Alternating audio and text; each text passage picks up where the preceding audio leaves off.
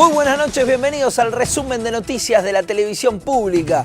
Resumen de noticias de jueves. Se nos está terminando la semana. Nosotros estamos aquí para compartir con ustedes media hora de lo más importante que ha sucedido en la Argentina y en el mundo. En materia de deportes tenemos a Gaby Previtera que ya nos cuenta cuáles son los títulos del día. Hablaremos de fútbol porque de a poquito comienzan a armarse los equipos de cara a la próxima temporada y hoy San Lorenzo le ganó a Estudiantes. Por otro lado, hay tenis y en un rato repasamos todo. Y este programa tiene una voz que baja de lo alto, es el señor Félix Taylor. ¿Cómo te va, Pablo? Muy buenas noches. Bueno, muy buenas noches. Les habíamos dicho ayer, guarda porque se viene el frío, frío en serio. 4 grados de sensación térmica tenemos en estos momentos en la capital federal. Como se puede ver, no hay nadie. 5 grados 8 la temperatura. Va a seguir descendiendo, se lo habíamos adelantado. Así que en un rato les vamos a contar también cómo va a estar el tiempo para el fin de semana. Y nosotros comenzamos ya mismo con nuestro programa. La primera noticia tiene que ver con que hoy se cumplieron 19 años del atentado a la AMIA. Por supuesto, todos seguimos esperando justicia. La entidad realizó un acto en homenaje a las víctimas donde renovó su propio pedido de que se esclarezca este terrible atentado y criticó el memorándum entre la Argentina e Irán.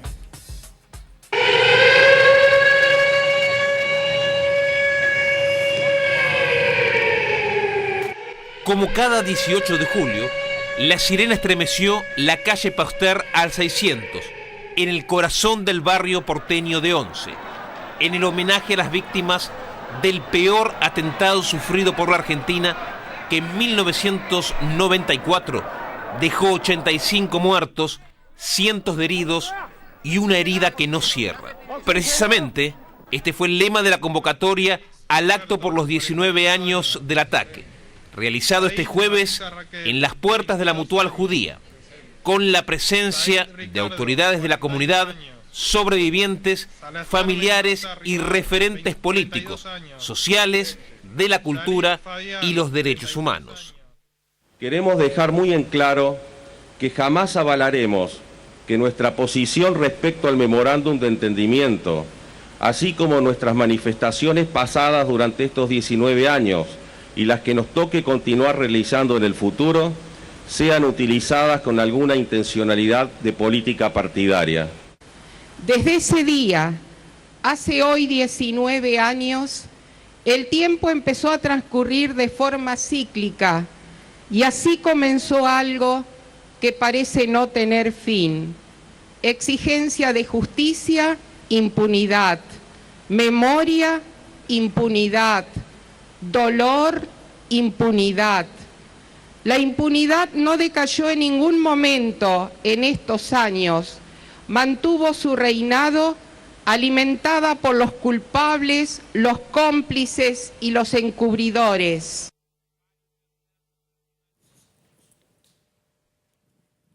Por su parte, Sergio Burstein, familiar de víctimas de la AMIA, dijo que es la justicia argentina la principal responsable de que esto no se haya todavía resuelto y no el memorándum entre la Argentina e Irán. Ahora que la AMIA permitió que familiares emitiera su discurso, que diera su opinión, lo lamentable fue que se rompieron los códigos. Entendemos que todo el mundo tiene derecho a opinar y a decir, pero esta señora que habló hoy nos faltó el respeto.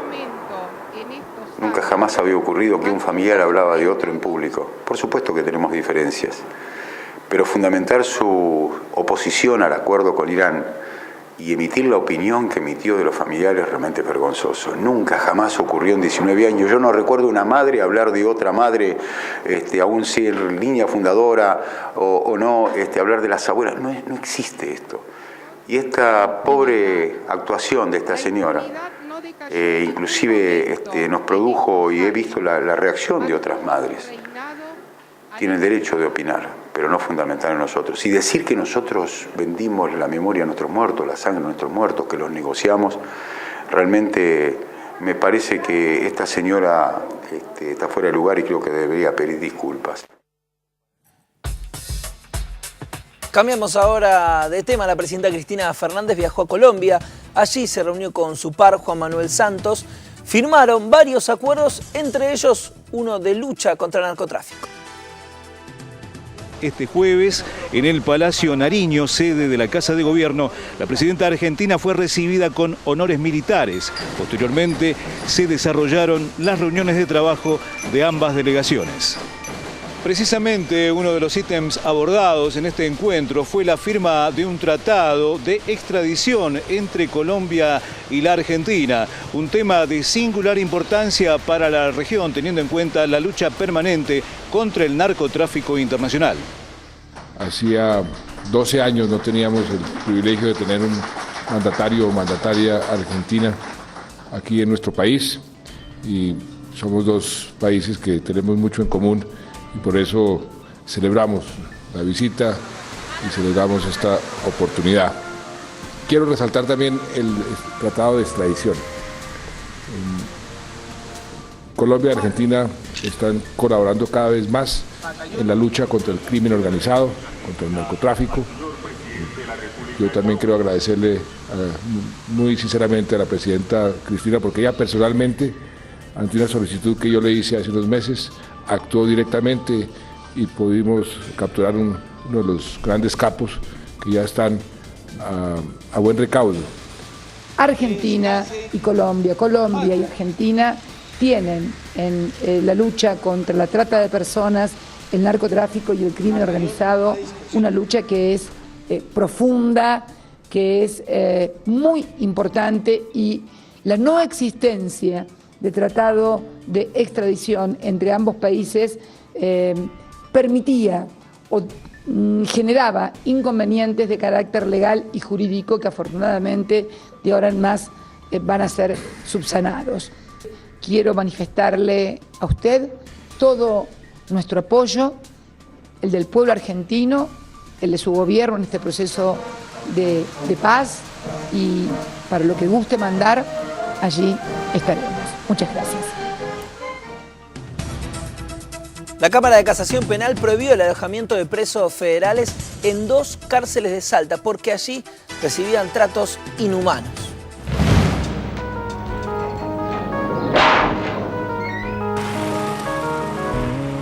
Otra vez, en dependencias carcelarias del interior y cárceles comunes de ciudades capitales, se denuncia hacinamiento, inclusive de contraventores o presos federales en guardia judicial, y en este caso que dependen de la policía de la provincia de Salta. En la provincia de Salta hace tiempo que hay un problema de sobrepoblación en las cárceles, y en este caso lo que ocurrió es que había una cantidad de personas detenidas por delitos federales que no estaban en las cárceles federales, sino que estaban en otros lugares de detención de la provincia, que están pensados para personas que están por poco tiempo detenidas, contraventores, guardias judiciales, etc. En esos lugares había alrededor de una 50 de personas en 3 habitaciones, en pésimas condiciones, y primero fue un organismo de derechos humanos de la provincia que interpuso un habeas corpus para remediar esta situación. Las imágenes muestran las condiciones de detención, donde se mezclan los detenidos por delitos comunes con delitos federales, o personas que no deben pasar más de 72 horas detenidas. Y había más de 50 personas en 3 compartimentos y en condiciones de detención que no eran humanas.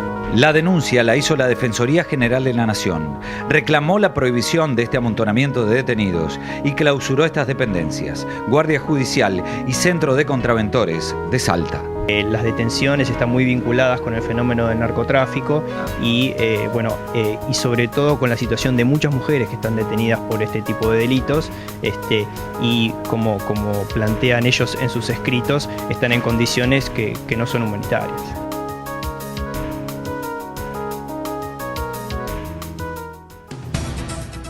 Los precandidatos de las elecciones primarias del 11 de agosto tuvieron otra intensa jornada de campaña.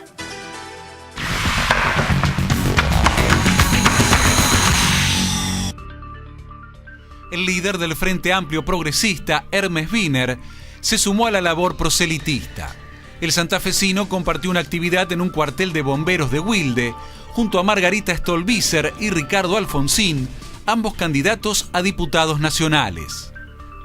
El hecho de que en Avellaneda, aquí en el cuartel de bomberos, se realiza esta reunión, nos pareció importante participar, ayudarnos entre nosotros y, por supuesto, también felicitar a los integrantes de este cuerpo de bomberos que es distinguido a nivel nacional, con lo cual creo que realmente es una gran fortaleza que tiene Avellaneda en este sentido. La capital federal fue escenario, nuevamente, de caminatas y encuentros con vecinos de los postulantes del Frente para la Victoria, siempre con una propuesta opositora al macrismo.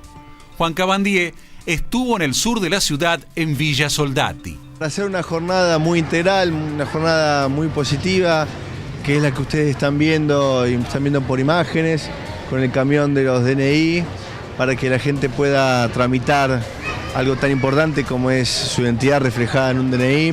En San Vicente compartieron actividad del gobernador Daniel Scioli y Martín Insaurralde del Frente para la Victoria. El intendente de Lomas de Zamora le apuntó al dirigente rural Luis Echeverre, quien opinó que muchos votan al gobierno porque dependen de un subsidio. Así que venir a acompañarlos, venir a transmitirle el mensaje que estamos haciendo en cada uno de los lugares que vamos a la Argentina, que tiene que ver con seguir incentivando la producción, y lo que mejor sabe hacer este gobierno nacional, provincial y municipales es trabajar en conjunto, en políticas colectivas, es esta generadora de empleo permanente que hace este gobierno transformador. Y ahora tenemos más información en este picado de noticias.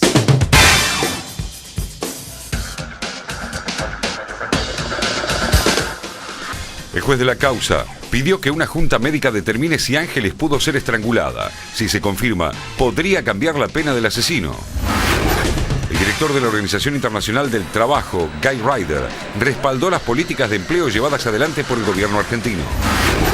La justicia le ordenó al gobierno porteño que reemplace el tendido eléctrico precario que abastece de electricidad a las villas 21, 24 y Zabaleta.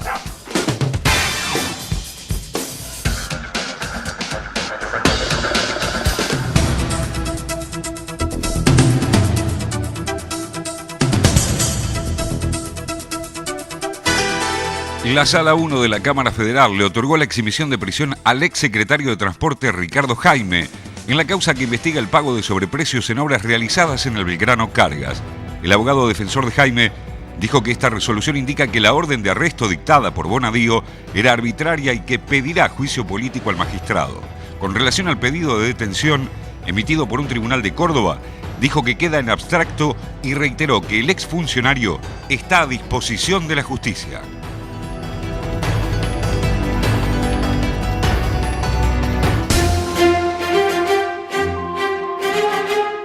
La calificadora estadounidense Standard & Poor's deberá responder ante la justicia de ese país por haber ocultado información sensible de los activos hipotecarios que después se derrumbaron y provocaron la crisis del 2008. En febrero de 2013, el fiscal general de Estados Unidos, Eric Holder, denunció a la agencia de calificación Standard & Poor's por provocar pérdidas de al menos $5.000 millones a instituciones financieras. Se trata de la primera acción de un gobierno federal contra una calificadora. La investigación comenzó en 2009 y reveló que desde 2003, analistas de la agencia recomendaban a empresarios y financistas hacer inversiones con activos hipotecarios provenientes de fondos ficticios que más tarde se derrumbaron con el estallido de la burbuja inmobiliaria en el año 2008. Ahora, la Standard & Poor's deberá responder ante la justicia por ocultar en sus evaluaciones los riesgos de esos activos. El Departamento de Justicia pide una multa de $5.000 millones. Un juez de California rechazó el martes pasado la solicitud de la agencia de no autorizar la demanda federal. Standard & Poor's es la más importante de las tres grandes agencias de calificación, junto a Moody's y Fitch. Esta causa se inició en California, estado en el que fueron engañados, entre otros, estrellas de Hollywood. Este es un caso testigo y representa el ataque judicial más fuerte hasta el momento contra una agencia de calificación en Estados Unidos.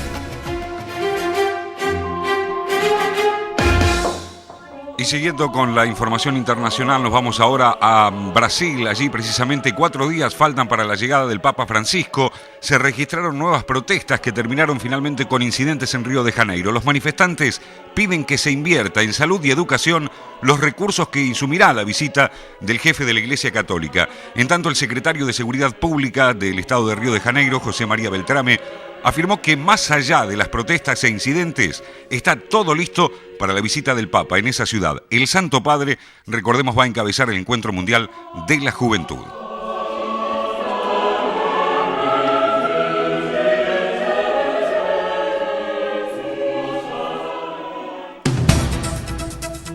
Y de Brasil nos vamos a Sudáfrica porque allí el expresidente Nelson Mandela cumple hoy 95 años y permanece desde hace más de un mes internado en un hospital de Pretoria por una afección cardíaca. La presidencia sudafricana señaló que su estado de salud mejora regularmente. Miles de jóvenes homenajearon al líder de la lucha contra el apartheid realizando trabajos solidarios en diferentes ciudades sudafricanas.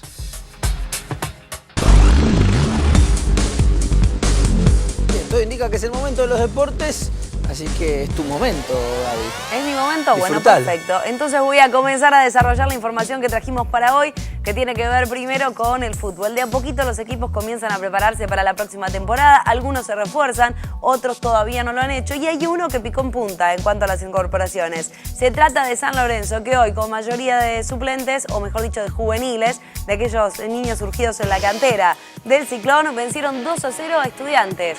En el torneo de invierno, recordemos que de este torneo de invierno ya el pasado domingo había jugado Boca frente a Estudiantes, que terminó con victoria del conjunto Geneise. Ahora le ganó San Lorenzo al Pincharrata.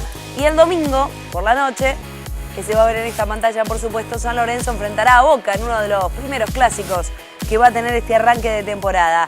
2-0 la victoria de San Lorenzo, entonces, que ha tenido varias situaciones de peligro y que arrancaba ganando con el gol de Alan Ruiz a los 14 minutos 15 ya del segundo tiempo. Es verdad que se termina desviando la pelota. Lo cierto es que ganaba San Lorenzo 1-0 y después de tiro libre iba a ampliar las diferencias. Llegaba al tanto de Leandro Navarro.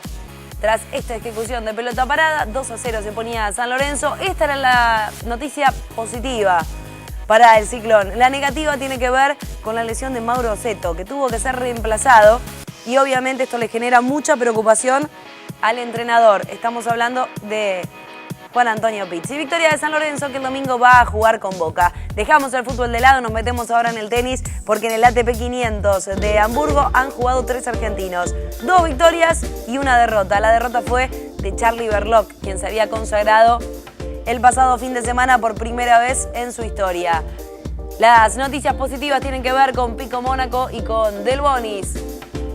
El chico argentino, joven promesa que probablemente sea de lo mejorcito del tenis nacional que veremos en los próximos años. Charlie Berlocq, entonces, afuera de este ATP 500, 6-2 y 6-4, ha perdido frente a Tommy Haas, al alemán, al local. Un abierto de Hamburgo que en algún momento era Master 1000, que después, con la caída de los tenistas alemanes, hablo de caída en cuanto al ranking y de buenos tenistas que se ha sacado este país, pasó a ser un torneo de menor envergadura. Se llama ATP 500 ahora este torneo de Hamburgo.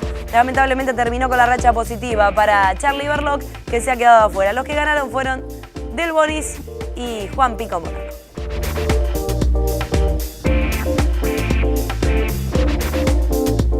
Y hasta aquí llegó el primer bloque de este resumen de noticias. Si te parece, Gaby, seguimos después, ¿no? ¿Vos te quedás? Me quedo, por supuesto. Yo te hago compañía. ¿Verdad? Ah, menos mal, menos mal. Nos vamos a un corte entonces y ya seguimos con más resumen de noticias de la televisión pública.